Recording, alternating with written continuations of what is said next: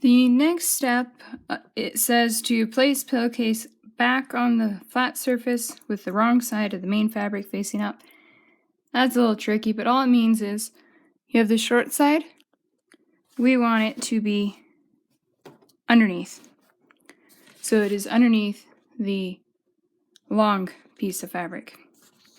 And then what we're going to do for step 3 here is what we generally call the burrito method.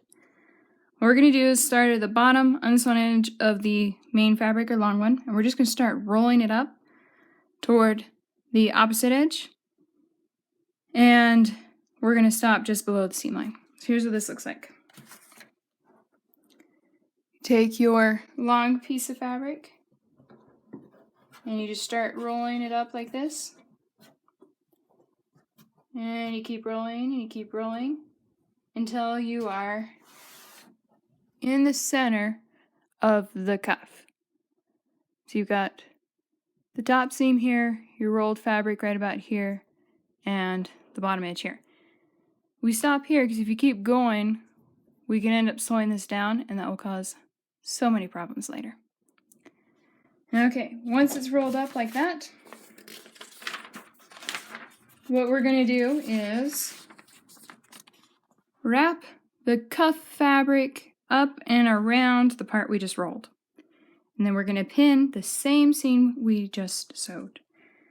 Looks like take the cuff, bring it up and over so it lines up on the seam we'd sewn before.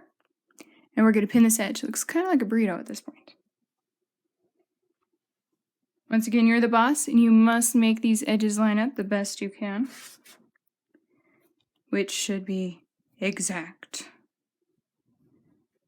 I'm going to pin through here. Make sure you don't catch the part that's rolled. It's just flat through here. So what we have is 3 layers of fabric that are all pinned together right here.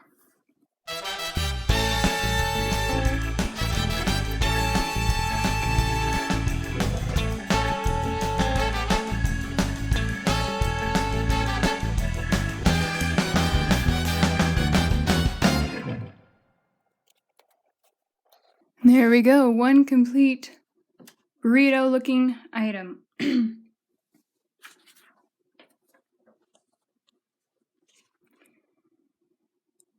Now, with this rolled up right here, we are going to sew this edge where the pins are at a 1/2 inch seam allowance this time. Not a 1/4 inch like before, but a 1/2 inch. It's different.